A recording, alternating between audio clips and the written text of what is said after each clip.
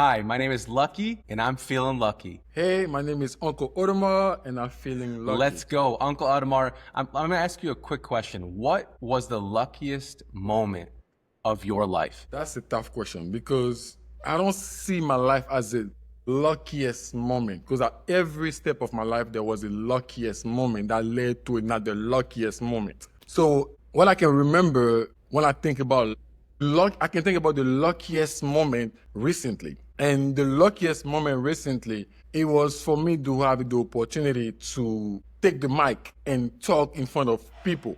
Like I got offered an opportunity to speak at an event for my building about what I do. Because literally behind the story, I was literally in the elevator and I was talking to one of my friends in the elevator. We were talking about just business. And the general manager was also in the elevator and he overheard the conversation. So he was like, yo, what do you do? And I'm like, oh, I sell watches. He's like, oh, this is pretty interesting. Do you want to host an event here? I'm like, okay. And he didn't really follow through. Fast forward a couple months after, he reached out again. He's like, yo, let's do the event. And I wasn't even prepared. That comes down to my favorite quote of the time. When God gives you an assignment, you have no right to decline. Like, you just have to show up because the tool will be provided. So I'm like, okay. And I did it. And funny enough, the day before, like a couple of days before, I was preparing for the event. So I stopped focusing on my phone that much. And because that event was so important to me because it's something I never done before. So I'm like, this is gonna be so interesting. I don't want to focus on negativity. I don't want to deal with business stress. I want to remove the stress out of my life. So I didn't really check my phone. It was a Wednesday. So until I finished my event, the next morning I checked my phone. I had a deal, a 52 plus 5, like 52,500 episode. And I'm like, wow, that's another luckiest moment. Let's go. And I closed on the deal. And I made about like 6,000-7,000 on that deal. Congratulations. So, but exactly, thank you. So every single luckiest moment in my life, I have so much of them, bro. One of the luckiest moments when I get my passport, when I became a citizen in America. Those little moments kind of helped me out little by little to get to the point where I am today. You met me the first time you met me. I couldn't even speak. No, you're And look at speaking me great, speaking now. man. Congratulations on everything. Let's go. Right. I'm feeling lucky just Bro, trust listening me. to you right now.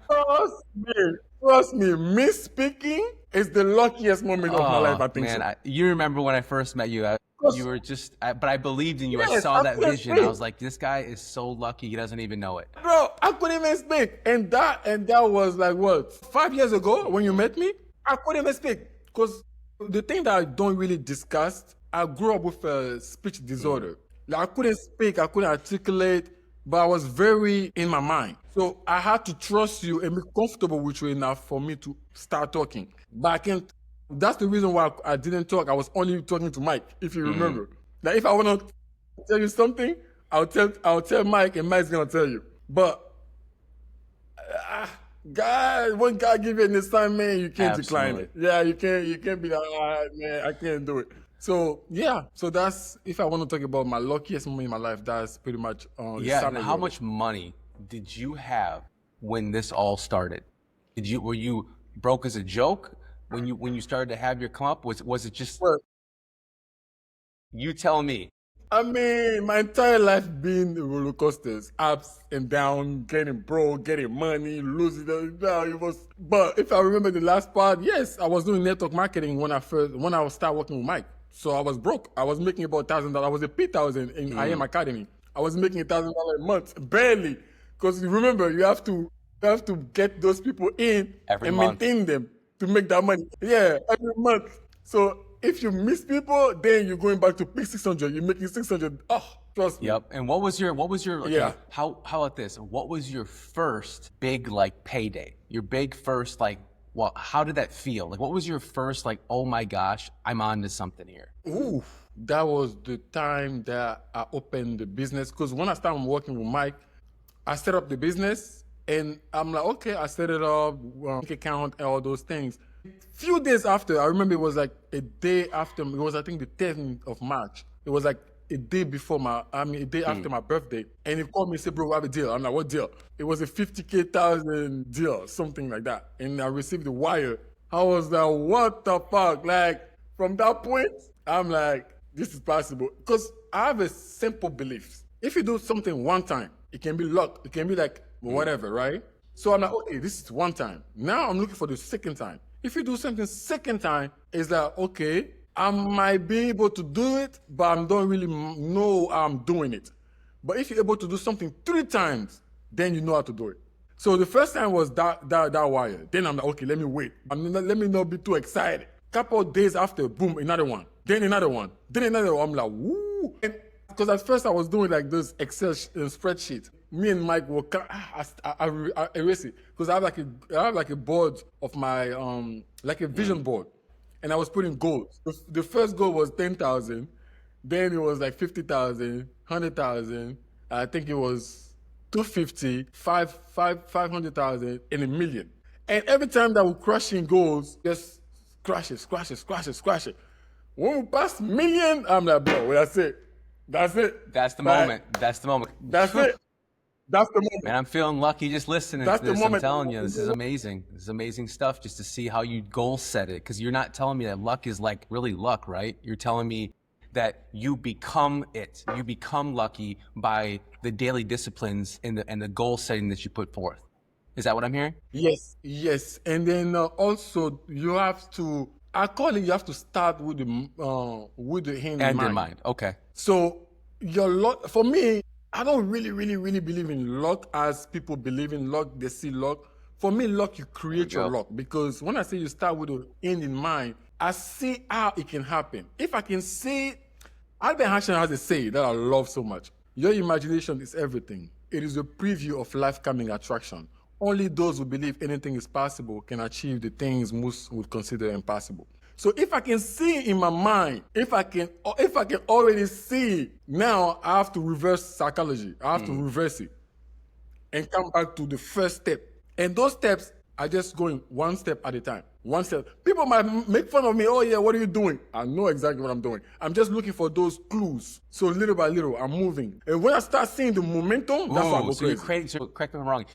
You're basically money's in motion. It's emotion, right? Money, emotion. You're basically creating the motion and creating this movement. It's a lucky movement. That's what we're creating, right? The biggest movement right here. But I'm feeling lucky is what you've done so far. Is you've created your own luck. Like for me, people are going to say to me, "Okay, why are they calling you lucky?" Well, here's the deal. I don't wait for luck. I became it. Make sense? Like you're becoming it every single day, and that's what I got to respect about you, Uncle Audemars, because no one knows this. Okay. One thing that people need to know is when you call yourself that, you created this persona because you were not that. And people don't realize, I know you from who you are, but other people don't know. You started from where you were to where you are now because you branded yourself as this person that's like, hey, I am of this, and I'm just going to be this lucky person that's going to sell you these amazing watches. So why did you choose Audemars? Is that probably one of the best-selling watches? Or was that something that you love about that brand too? It's because I like it. Because you have RM plug. Maybe we have Mike on. Is that somebody we should have on next or something? Because you have RM and you have Mr. Uncle Audemars. Maybe. Because Mike is RM plug and Uncle Audemars. Uncle Audemars, the story behind it is two things. When I first got into the watch game, the brand, because I was with Mike, and I came from a place of disbelief. I was like, why people buy these watches? Like, why people buy these expensive watches? I was never gonna buy these expensive watches. Like, why? So I came from a place of disbelief. So I'm like, if I had to go into the watch game, knowing my personality as you knew it, I'm a very genuine and authentic person. So I'm like, if I have to get into the watch business, I have to at least like the watch myself. I'm not gonna sell something to someone that I don't even like myself. So I start looking at brands. And I fall in love with AP. Day one, if you talk to Mike, the first watch I even look at the price. I start looking watches, and the first watch that I was like, damn, this is my watch. Like, bro, this is my watch. This is what I like. And I show him the watch. It was a $400,000. Which one? Watch. Which one? If you don't mind me asking, I want to know what a $400,000 watch is to somebody. It was an AP skeleton black ceramic. It wasn't. Oh my gosh! Like the black ceramic. Yes. Bro, black ceramic. That's skeleton, the one I'm like, yo, this is my dream watch. It's just like it's a whole entire world in your arm. It looks like this one. So are you manifesting that right now? Are you having that? Is that the one you're gonna buy soon? That's a Oh yeah, I wore this a lot, but the other one that I was falling in love with was the black one, the black Let's ceramic. go. Let's go. Okay, so later I was on you're like, gonna have bro, that watch for me. And this is the reason why. oh, I'm gonna oh, bring luck into your life. 100%. Lucky's here. I had Lucky is to. going to bless you with that watch. You're gonna have that watch next time we do an interview. That's the goal. No, Gosh, dang. 100%. Okay, let's So keep going. So I fell in love with AP, and that AP was my dream watch. At the time, I put it in on my screen on my screensaver. Fast forward, every time that we had like Rolex to sell, I don't wear them. I didn't wear the Rolexes. Every time we have AP, I wear the APs. So everybody, one of my nephew always seeing me, I was always wearing AP. And they used to call me uncle. So one day I was wearing so much APs in different colors and always matching my, my drip, and everything. One day I came, it's like Uncle Audemars in the building. That's Oh, how it that is started. so cool. When I embrace it, and when I embrace it, I remember my name was Karim Kipirio on Yes, Instagram yes. at the time. And when I start embracing Uncle Audemars, and that night I switched my name, and I was like, damn, this is heavy. That's you telling people now, yeah, you're Uncle Audemars, like shit. You have to live up. What does that feel like to live up to that? Because I had to do the same thing recently. I changed my name on Instagram plenty of times throughout my life where I thought this is going to be good for the brand, this is going to be good, it's good. And I am lucky now, right? That is mind boggling to think that I'm going to be the word lucky to the world because I'm going to become it for the world, right? For you, when you made that decision, that is the hardest commitment to make is to change your Instagram, to change your handle on YouTube, to change your name in general, and then have to be like, hopefully no one makes fun of me. Hopefully the world doesn't like come to me and say, hey man, good luck, bro. Like, what did that feel like? Like, please tell me the change that you have to make. At first, it feel like fear and pressure, because now you stepping into a realm that you don't understand yourself. And now, but the moment you're saying the first person that judge you is yourself. What are you talking about? Like you know that voice in your head. The first time is like, what are you talking about, Uncle Audemars? How many Audemars you have? Like how many Audemars you sold? Like, but you like the hardest battle is not the battles that Trump is doing with China. The hardest battle is not the battle that you're doing with your wife. The hardest battle is the battle that you're doing with yourself. The hardest battle is what you do with yourself. Oh my gosh. You're a war in the mind. I hear you. Keep going. Tell them. So through those battles, you have to look for clues. Sometimes but for yourself, you're seeking validation with yourself. That's the beginning of it. That's the process of it. You start seeking validation with yourself. Why would you call yourself Okon Audemars? And it's always, I don't know why the human mind is set up that way, but we're always looking for the negativity, the negative part of it. I was not looking for what I achieved. I was looking at what I'm trying to achieve. I was not looking for the things behind me that I already did. I was wearing Audemars all the time, but I wasn't looking at that. I was looking at, since I changed my name, now I have to, like you said, I have to own a lot of Audemars, sell a lot of Audemars to accept that I'm Uncle Audemars. Why? It's not factual. It's not a fact. So I have to switch it and be like, you know what? It's a feeling. Me, because I like the brand. Just because I like the brand, I can call myself Uncle Audemars. Like, it's my own calling. So I start living more into it and let it flow. Wow.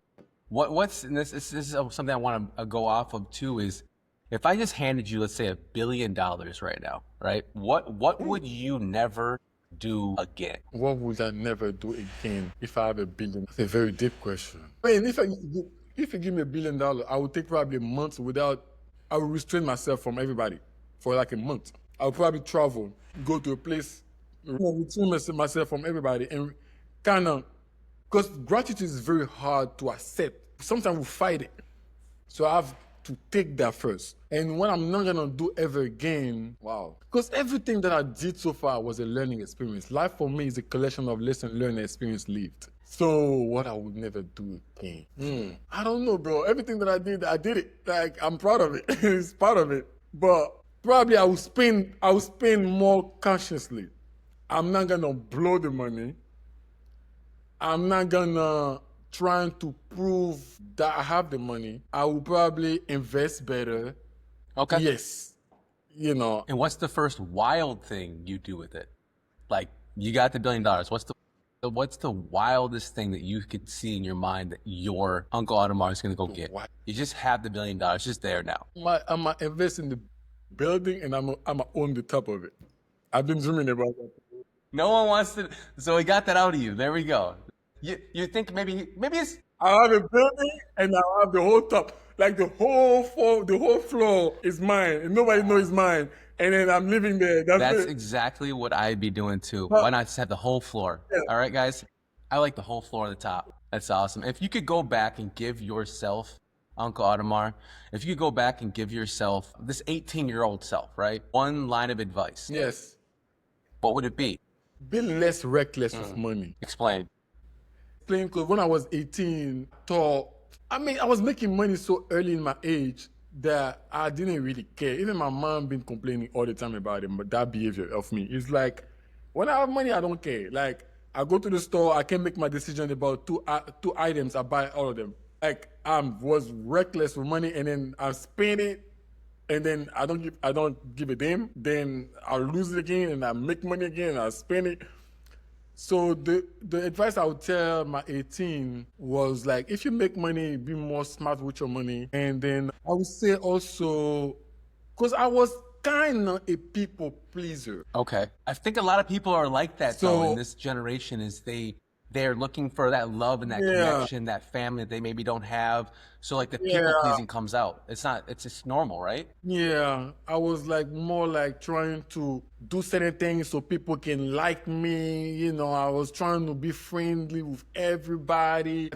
I don't know, it helped, but at the same time, it takes something out of you. Now I'm more reserved. I don't need friend anymore. I'm good. But the advice I would tell myself, I would be like, pick your friend because you actually genuinely, want to be friends with them. Don't try to do too much. Just stay yourself, Have stuff you like that. experienced now having money, the darker side of it?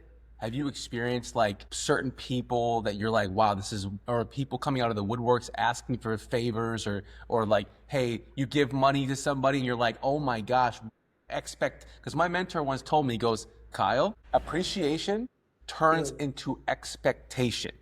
Be careful because they're going to start to expect it. They Yes. appreciate it, but they're going to start to expect Yes. it. Have you experienced that now, coming into money like a lot more? That's the reason why I never liked those social media exposures. Because when I was working and I started making money, I deal with a lot of money, with big numbers. So I wasn't comfortable putting myself out there social media wise. Because my family, most of my friends are still in Africa, starving even. Bro, over there, they can live with $1,000, live like lavish life. And me, my $1,000 is just like shit money here for me. So I feel like God, that's why I love God, bro. God is the real the thing. greatest. It's the real thing. God is the greatest, is the real thing. It's not to talk nicely about it, but trust me, I experience it. And it prepared me little by little for those things. I'm gonna tell you what the story. When I started making money, I wasn't making, even though I have big goals, because at the end of the day, we all have the vision of ourselves, how we want to be. And then every time you sleep, you with the little expectation that one day you're gonna wake up with everything that you're looking for. But God's gonna give it to you little by little for you to kind of learn certain things first. So when I start getting the money and I start putting myself a little out there, exactly, people from my past start coming, oh, I have this problem. So the problem with that, because gratitude works in a way where you're telling yourself you don't need anything, you have enough, right? So when someone asks you for a favor, for you to say no to that person, you have to tell yourself no. You have to tell yourself, I don't have it. But I don't have it is a bad vibration telling yourself you don't have it. But you know you have it. So it's hard for you to tell people, I don't have it. Wow. Keep going. This is breakthroughs for people.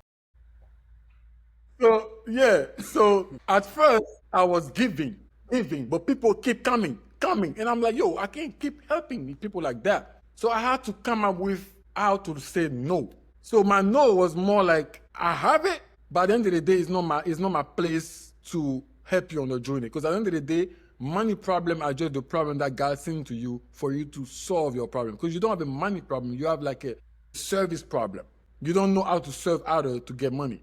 So if I keep giving to you, I'm not helping you. So I had to cut certain people. I give them a chance. I'm like, I'll give you one time. Come up with the business plan, whatever you want. Come up with a number, I'll give it to you, and that's it.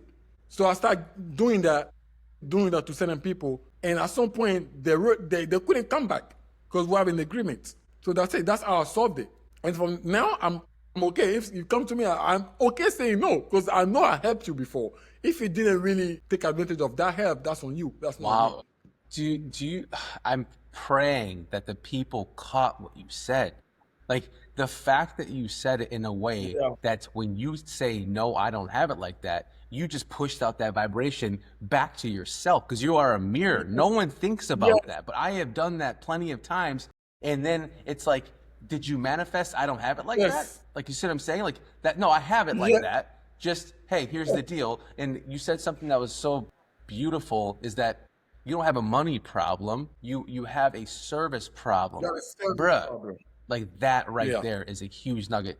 Who are you serving? Because if you serve others, my mentor once told me, he goes, help people. Like if you help enough people get what they want, serve them, you will get what you want by default. And I'm like, bruh, that's it. That's why network marketing companies work so much. That's why all of these service-based companies work so much because they're service-based companies. Get it? Like, so yeah, I agree with you. And then I'm gonna go off and ask another question here is what's one lie people still believe about success? What's one lie people still believe about success? There's no magic. There's no magic. What? There's no magic? There's no magic tricks. There's no there's no magic tricks. Are for kids. It requires organized work. It requires organized work. And another thing to add to it is not a destination. It's a stop towards another stop. It's progression. It's one step after another. Because the moment you reach what you call success, now what? You're looking for the next one. So it's not a set destination. It's a progression toward one step after another. And this is. So it's like, have you experienced, because my wife is Moroccan, right? And we went to Morocco. We went to, Africa in general, right? Beautiful, most beautiful place. I've been to Johannesburg where Elon Musk was born. I've been to all these different places. What is the reason why we see such a developed country here in the United States of America that they call developed, and then we don't get to see it over there to where they get to be developed as much as that they should? Because they're some of the most beautiful people I have ever met in my entire life. And I understand what you're saying. When $1,000, you give $1,000 to someone in South Africa or Morocco, or they're like stoked beyond belief, but they don't realize $1,000 here can barely buy your Starbucks for the day. Like can barely, I'm kidding, but can barely get you by, especially in Miami. So what is it that we could change? Like, I think it's the mindset of scarcity. Over there, they have a lot of scarcity. They have a lack of understanding how collaboration works. They don't want to collaborate because they feel like if I'm expanding, I might lose what I have. So they're more stuck with themselves, and the structure, the government doesn't really help in a certain way. So I think that's the problem for those countries. Because it's like, if you look at it, the wealth is separate. It's like, you have the rich, super rich, and it's just there's literally no middle at all, and I've noticed that too by traveling. Yep. There's not. There's one big chunk that controls the whole thing, and the rest. Yeah, I want everyone over there to feel lucky. Like, even say it. Like, I'm feeling lucky. Believe. It's a belief system. It's a mantra. Wake up in the morning. Feel lucky. Like, vibrationally, it's coming to you. Success is coming to you. Abundance is coming to you. And I want that for everyone around the world. I really do. She always be like, oh, I'm old. But she's around, she's in the 60s. But she's always like, oh, I'm old. Because what you believe about yourself, because for you to believe one thing, there's certain conditions that have to be in place. If you believe you're old, and you associate being old with being sick, being weak, all those things has to be true at the same time. But I was like, no, you're not old. You're aging. It doesn't mean you're old. But she always have those, because they like to focus on the negativity thing. Oh, yeah, I'm old. No, I don't have this. So I told her, I said, you're going to come in America and you're going to see people older than you that can move faster than you, that go to the gym every day, that can do better for themselves without even being old. They're older than you, but they're more healthy than you. Why? Because the fact that you already believe that you're old and now everything got to be true. everything that comes with your own self-perception of what old mean has to be true. And there's something like you argue for your limitations. I'm going to let you keep them. I'm going to let you keep them. Yes. Here you go. Like Yes. you're arguing with me Same. over something that doesn't make any sense to me. So if it doesn't make sense, it makes no money. But if it does make sense, it's got to make a ton of money. So some of people are just, again, you're arguing. You have to take that accountability, right? Yeah. Yes, and then you have to, because both exist. The bad part and the good part exist, but the mind can only focus on one. What? Which one are you gonna pick? Which one is gonna be beneficial to you? Thinking that, oh, I'm old, or thinking that, I'm good, I'm aging well, which one are you So gonna pick? true. You can think that you're poor, or you can think that you're rich. I mean, you can think that you're unlucky, or you can think you're lucky. For you to think that you're lucky, if you think that you're lucky, there's a condition that you reset for you to create that luck. It's like for you, if you define as lucky as waking up in the morning, eating good food, living in Miami, that's your definition of being lucky. If you believe you're lucky by default, all those things has to be in place. Keep going. Expand on that. Keep going. I like that. Like imagine if you were going to create like the lucky mindset belief, like the whole entire regimen / goal for somebody to set for themselves on a daily basis. What would that look You like? have to define what lucky means to you. You have to define what lucky means to you. When you define what lucky means to you, you create those conditions to happen in your life. But don't reject it. It's your own belief. Don't reject it. Just accept it and then just move along. Yeah, and this key right here, I'm curious to know what this means to you. I think everyone is watching in. They want to know, like, is this the key to like some kingdom? What is this key for? I love it. It's the key to success. It's the key to life. It's the key. It's the master key. Ooh. Like they say, a door that can be opened by multiple keys is a shitty door. A key that can open many doors is the master key. So it's the master key. It's a reminder. I had that key since I was in my 17, 16. And when I was younger, I started making money super early in my life. But when I was younger, I bought like a lot of gold chain and gold bracelets. People doing now. I used to do that a long time ago. But it was a reminder that no matter what, because I grew up from a place where I was not necessarily poor, with less, a lot less. So when I started making money, I started getting those gold chains. It was a Where did you grow up? I'm sorry to interrupt, but where did you grow up? I grew up in Abidjan, West Africa, and yeah, over there it was. My dream was just to cross the bridge because the rich people were living after the bridge, like crossing the bridge. There's a rich neighborhood.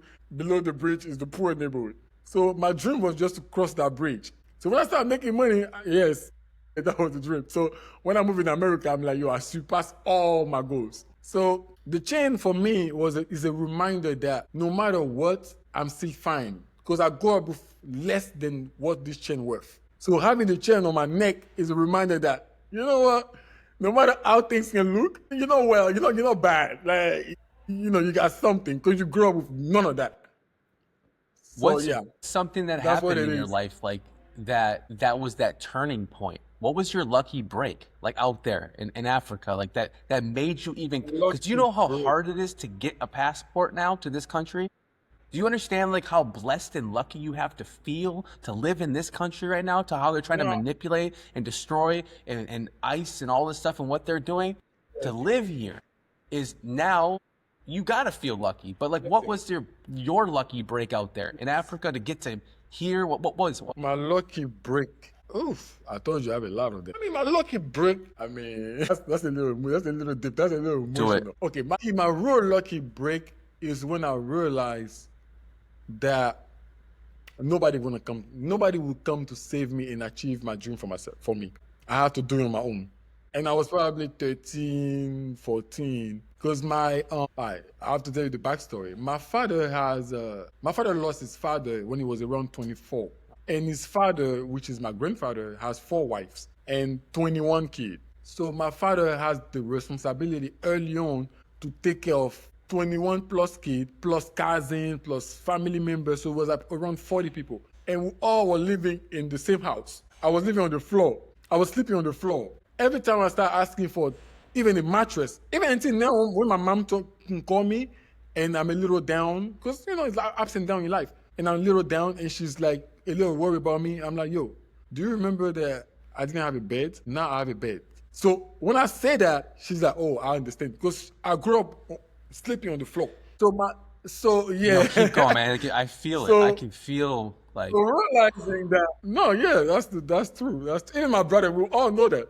So when I start realizing that my father was doing the most he could to even give us food, and at the time I had dreamed to go study in London, all those things, but I couldn't do it for myself. So I start thinking that nobody's gonna start helping me. So I started hustling in the streets first. I was like doing some kind of, at the time there was like those phone Nokia where you have to put ringtone on the phone and then you have to do Soldier those kind of Boy stuff. type Yeah, stuff. so I Like, was, yeah, I was putting, yeah, those MIDI ringtone. Yeah. So I was pretty good with computers. So I was putting songs for mhm. people for money, and I was selling sneakers. I was doing little things to make money and save money because I wanted to create some kind of wealth for myself. And one day, because there was like so much people in the house, my mom was having battle with my grandmother, with my auntie. There was a fight, the argument. Sometimes they fight, physically fight. So I'm like, if my dad cannot take my mom out of this, I took the responsibility to do it. So I think that was the breakthrough. And then I started hustling, and I bought my first car. I was 17. In Africa? And I got probably in Africa. Yes, I got two cars.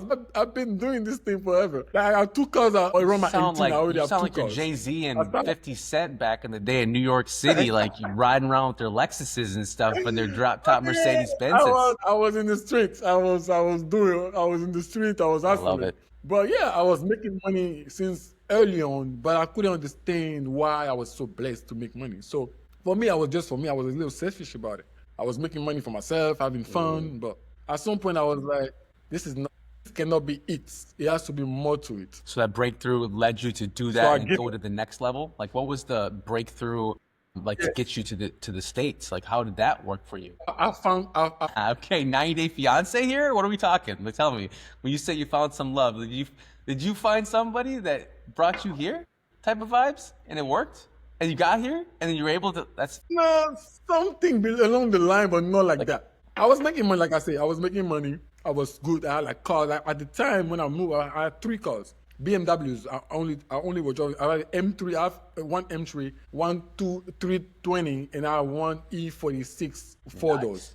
So I was good. I was making money. My brother. I was actually about to invest in another business that I was open up. But since I pray a lot, I prayed that night, and I'm like, okay, this is what I'm at in my life. So what's my next move? Please, God, inspire me. My next move. I met that girl. She was different. Because I'm gonna tell you the story. Usually I had girls. I was a player, I like multiple girls. But when I met her, she was different. Usually I'm the one trying to take girls out, throw off money, I have money in my glove box, stuff like that. But what I was taking her to a restaurant, and then she stopped. She's like, "Oh yeah, you want gas? Let's stop to the gas station." I'm like, "Gas station? What are you talking about?" My ego gets a little stroked. I'm like, "Yo, what are you talking about, gas station?" So I'm like, "Okay, you're gonna get me gas?" She's like, "Yeah, I'm put gas in your car." I'm like, "What are you talking about?" I'm like, "Okay, let's go." I thought she was playing, so I stopped at the gas station.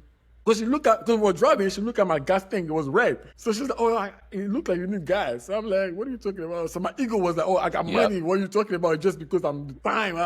So I stopped at the gas station. For me, she gonna put probably worth of $20 Mm. worth of gas. She's like, "Full tank." You know, look at her, I'm like, "Full tank?" This one might love me. But I don't know. She's different. I don't know. She moved different. So she put a full tank. I appreciate it. I'm like, cool, we went to the restaurant. The bill comes. She's fighting me to pay the bill. What? No, no, no, no, no, no, no. You're not gonna.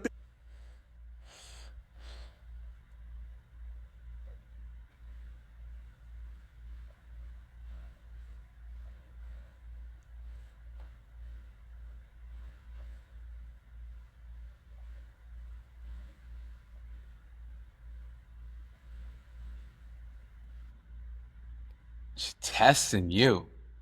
The next time I let her pay the bill, and it was a very good time. But she had to leave back to America. But before her, all my friends that was living in America was trying to bring me here. I'm like, "Yo, y'all suffering in America.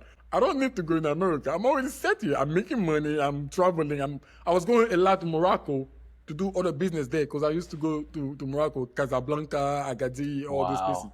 So I was good. I was traveling. I was going to Tunisia. I was good. But that girl, I felt something about her, and I'm like, I can't let that one go like that. Because if was at first when she left, we are doing like a long distance relationship, and it was always argument because of the time frame. Different. It's definitely Sometimes different. when I'm sleeping, she's trying to call me. It's not the same time. It was always, oh, well, what are you doing? You're probably talking to girls and whatever. So I'm like, you know what? I'm here. I'm making money. My life is miserable because I can't find a good girl, and I like that girl. So I'm like, you know what? I think God is telling me to change the way the way of my life. Because before I met her, I was actually praying God to change the direction of my life. Because the true story is, if I was still in Africa, I was either gonna end up either in jail or dead. Because in Africa, I got kidnapped by bad cops. Yes, and put him in the trunk, trying to put a gun on my face multiple times. I have those things multiple times. Put a gun on my face, trying to kill me. Yes, multiple times.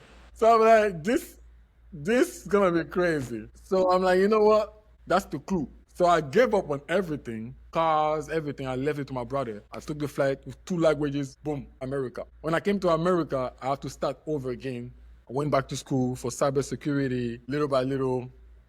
I had a corporate job for Dell EMC. I was a tech there, and I wanted more out of life because I was so already used to making money. It was hard for me to accept a paycheck. So I'm like, you know what? This is not for me. And I quit, and then I started doing network marketing. Network marketing, I was making $1,000. I was like, this is not for me too. And then boom, I'm selling watches. That's the story. You have such a profound. It's just the story of life to how to. So let me ask you this question, Uncle Audemars.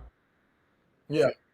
How did that feel, and how long did it take? Was it years to where you had everything, right? Some people get a lot of stuff, and you just sacrificed it.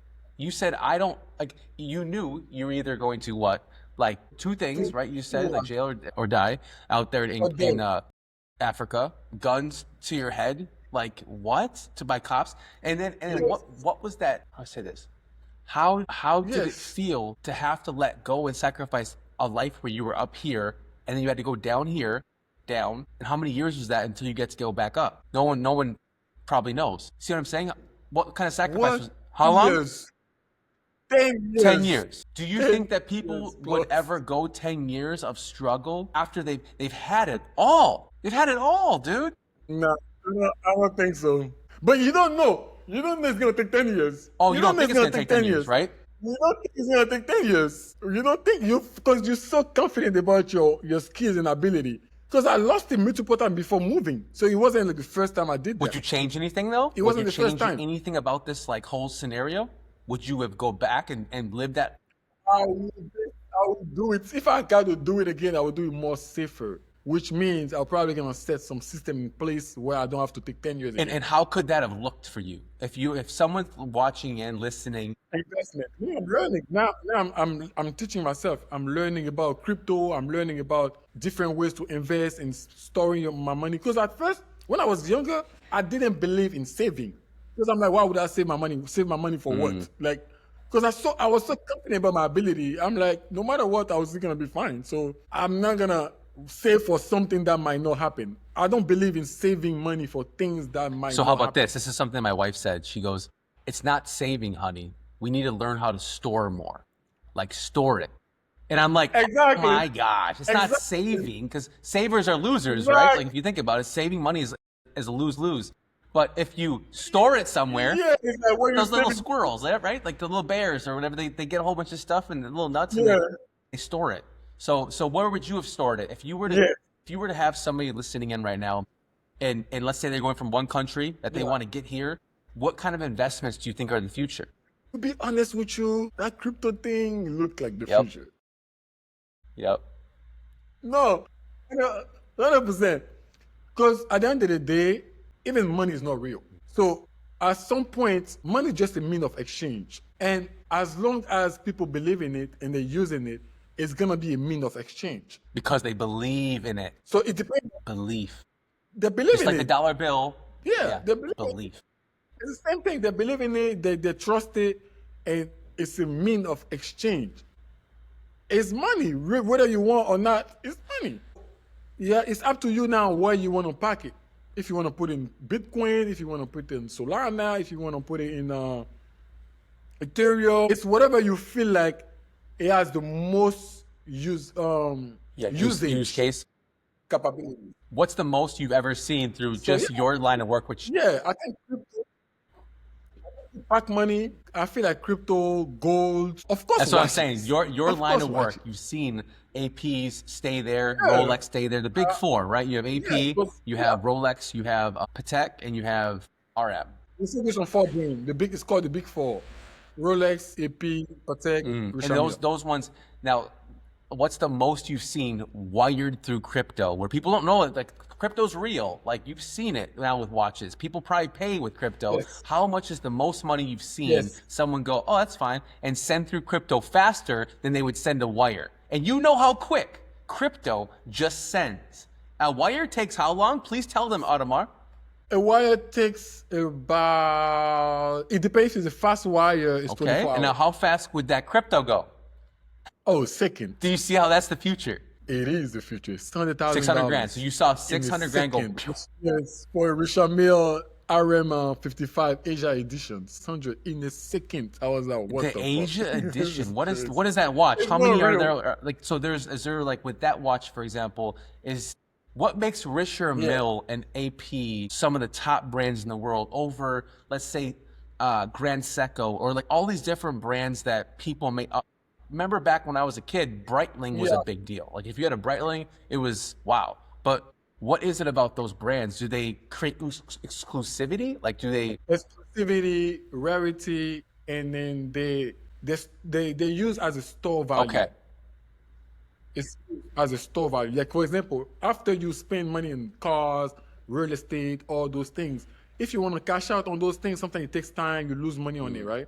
But with watches, it's universal, it's global. You can go to Dubai and sell the watch for even more Interesting. without the government looking at it.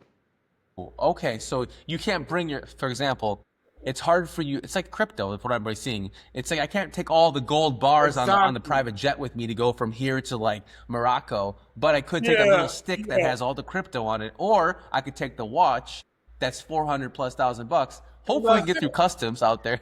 Like you know how it works, but You cannot go to but it's just your watch. There's no rules and regulation about watches. Be like, oh yeah, you have to regulate your watch. my It's my watch. watch. I can wear $1 million watch and go anywhere in the world. Nobody can ask me nothing. And then it's so and I remember Tristan Tate talking about this. He goes, one brand that's really solid that everyone knows across the globe. Yeah, Patek. something like that, right? The Patek, the Rolex. If you just have to get out of the country, you could just be like, here you go.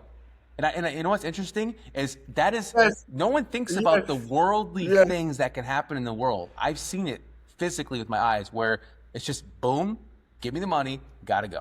Like that is power. Listen, I think I watched that podcast. It was saying if, for example, you're on the boat and the boat is like the Titanic, the Yeah. boat is sinking, and then you have your Rolex. You can literally exchange your Rolex for a boat saver. Like, yo, I have a Rolex. You know, boom, and that's Wow. it. Yeah, because it's brain recognition as well. Wow, that's so true. It's also the power of networking. Like I say, it's the business card that you get to keep and enjoy. Because at the end of the day, you invest in your business because you want your business to look good. You invest in a business card, storefront, marketing, all those things. Those things not necessarily come back. Because you go to a networking event, you spend probably $1,000 in nice business card, those metal ones, gold, nice, right? You give it to people because you want to be remembered, right? You give it to people, they take it, especially in the digital age right now, they're not going to keep it. They probably throw it away. So your money is thrown away. But if you have a nice watch, those conversations usually around watches lead to what do you do. And those conversations, what do you do, always lead to being Oh remembered. my gosh, So you're it's the so business right. card. You're so right. Because I feel naked right now because I'm getting something different, right? Type thing. But like you I mean, I you thought you- remember that if you think about it, I think I was the first person that you saw buy a Audemars Piguet. Make sense? Was I the first Yes. person? So it was the I AP, remember and that I was, bought a yeah. Patek 5711 Bugatti. Yes, but like, Nick got the Yeah, AP so and we you bought got the. at that day, if you remember. I don't know why I'm thinking about this at the end of this amazing conversation we've had, but that's so cool to think about because yes, those timepieces open up conversations. Because this is my question to you. Why would somebody, not just from store of value, why do they wear these timepieces? It's because it's kind of like it's an expression of wealth, right? And it's also what I've noticed is that we have your supercars, right? Let's say you're a supercar, you pull up something, you go inside. No one knows you pulled up with a $10 million car. No one knows you pulled up with a $500,000 like McLaren. Like when I pulled up with a Rolls Royce, no one's gonna know that when I'm inside. Exactly. But when you see the watch, they're like, okay, he's got a 5711, Bugatti diamonds. Okay, he must be someone I should need to have a conversation with, right? And so that's my question to you is, do you think it's worth every penny for someone to, when they start to make money, do you think that they should invest in themselves that way? Should they invest in their clothes? Should they invest in their watches? Things like that. It depends of your level. Because at the end of the day, you don't want to also, because that's why I did the presentation the other day. You have to understand the why you're buying watches. There's 4 archetypes of watch buyers. Yeah.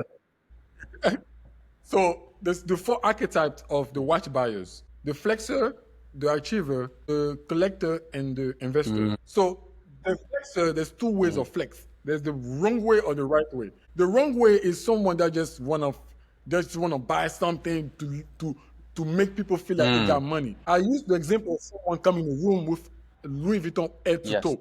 Yes, you made your point, you got money, but you look like a clown. So the people that matter that you want to influence, they look at you funny. You might influence girls. They'll be like, oh yeah, this guy got money, I might talk to him. But the people that you want to do business with, they will look at you funny.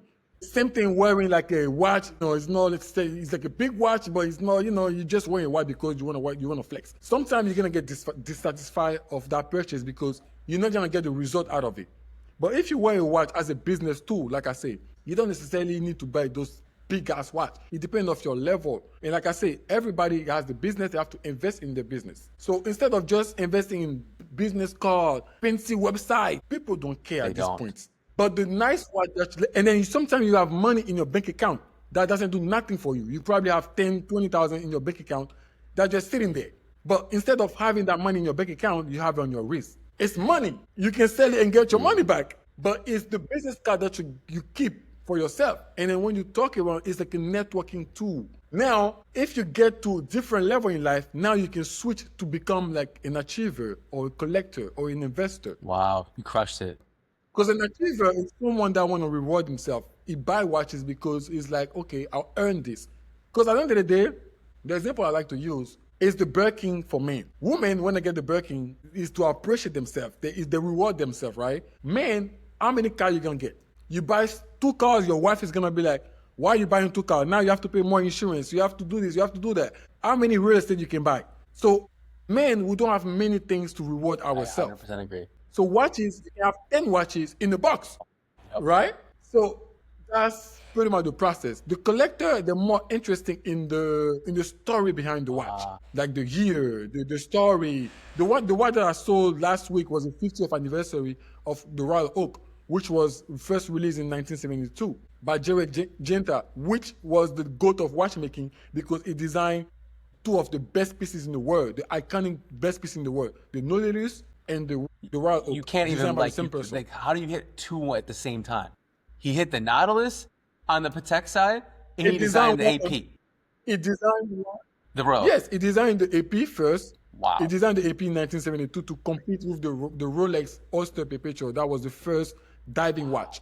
They needed to compete, so he designed that. And 6 years after, Patek reached out because they wanted the same thing, and he designed that on the napkin in the restaurant. Well, I was just designing this because I'm like, in the future, there's going to be shirt. I'm feeling lucky. I'm like, hey, listen, this is what it's going to look like. I just wrote it down, and I want to let anyone know in the world is that if I wrote this down, this is the biggest $1 billion plus movement. I'm feeling lucky. And guess what? This guy right here is feeling lucky too with Mr. Audemars.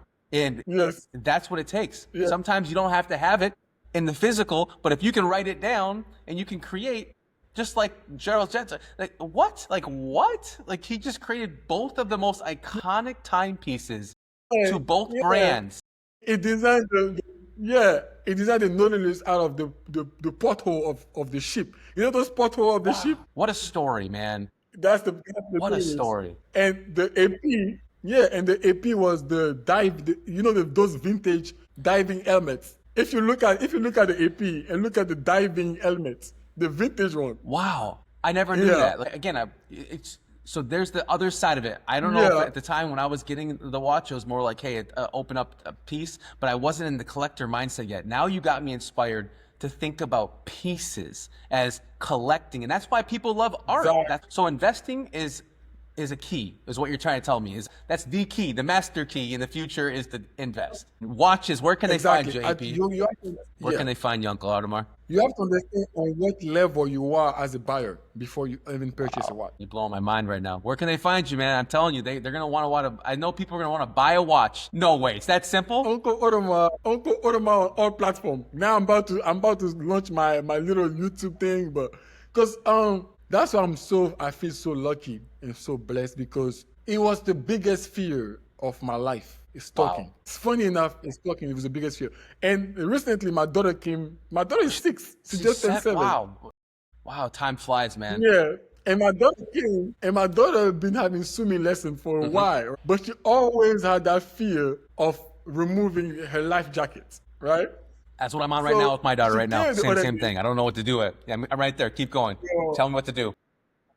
I've been begging her to remove the life jacket. She always be scared of remove the life jacket, right? She know how to swim, but she's scared of the deeper pool part. So she always wear the life jacket, right? So one day, because when they come around, they want to have other kids to play with. So I met one lady downstairs. She had like a 5-year-old daughter too as well. 4 years. She's smaller than my daughter, but she swims like a fish. So I feel like my daughter ego got swung a little bit. So she's like, oh, and she started playing with a little girl. And at some point, she removed the life jacket. Wow. And she starts swimming. What they see. She was so happy that day. She come to me, she said, Dad, I faced my fear. I'm like, what? I swim without the life jacket. Oh my God. Okay, so that's what I need to do. I need to go to the pool, have somebody that she can see, and basically test her. Be like, I dare you to do it. Okay, thank you. Yes. Parents out there. You need to see somebody like yourself. She needs to see somebody the same way. Because if you tell her, she's like, yo, you my dad. Like, what are you talking about? You're better than me, right? But if she sees someone smarter than her doing things that she can do, I can do it. If she can do it, I can do it too. Breakthrough. So she did it, and that was my breakthrough too. Because when they offered me to speak, I'm like, if my daughter faces a fear, me the father, who I am to not even able to face my fear. Absolutely. Well, I appreciate you for everything. I really do, because this is there's so much amazing. I'm literally feeling lucky right now just to be in the presence of someone that has faced their fear, has shown me that they can come from absolutely nothing, that has that momentum, that swing that you're making right now, this momentum, your movement. We're creating a lucky movement. I'm feeling lucky movement. And if you feel like that, you believe that, please share your thoughts, your comments, share this around the world. You guys, what a wonderful day. Thank you for your time, my man. Everyone, go follow Uncle Audemars. And if you have the money, which I know you do if you're watching this right now, go just upgrade your life. Even if it's a Rolex from him, even if it's an AP, even if it's an RM, even if it's a Patek, he's going to help you out. I believe and trust in this guy, and I believe his mission. So thank you for your time. And I'm lucky. Thank you, brother. Thank you so much for this opportunity to let me express myself again. I wish you massive success, my man. I wish you massive success. Hey, I'm lucky, and so are you. Let's go. I'm feeling lucky.